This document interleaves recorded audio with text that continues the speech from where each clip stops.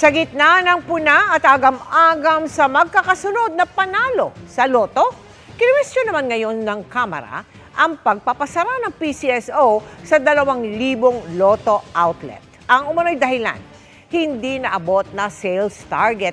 Pero sa pagdinig, iba ang lumutang na dahilan. Yan ang tinutukan ni Tina Panganiban Perez. Sir, kaya ako naiiyak. Marami po akong teller. Wala po silang makain. Emosyonal ang isang loto agent nang humarap sa House Committee on Ways and Means para idulog ang pagpapasara ng Philippine Charity Sweepstakes Office o PCSO sa 2,000 loto outlets. Hinala niya, Bigla nilang sinara yung mga outlets nito para pagbigyan alin yung iloto. hindi rin daw nasabihan ng mga pinasarang loto outlets. Sana naman po, unang-una, binigyan kami ng due process. Yung iba po kasi doon, 3 months pa lang na nagbubukas, tinerminate na.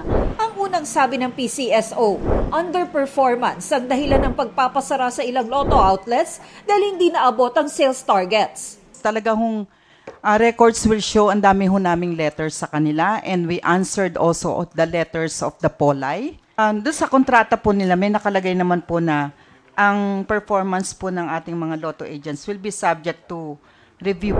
Pero sa pagdinig, lumabas na walang sales target para sa lotto agents. At ang dahilan ng pagpapasara ng 2,000 outlets ay desisyon ng management. Hindi underperformance kasi unilaterally nag-decide na tanggalin ang 2,000 agents dahil nag-decide sila unilaterally na i-reduce ang capacity basically from 8,500 to 6,500. Maliwanag na wala naman targets.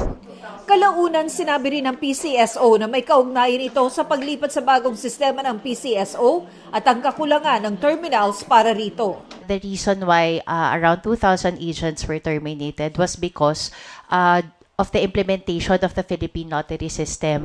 Tiniyak ng PCSO na pinag-aaralan na ng PCSO management ang pagbili ng dagdag na terminals. Pinabulaanan din nilang pinapabura ng PCSO ang iloto. Suspecha ba na pinapatay niyo yung loto para sa iloto?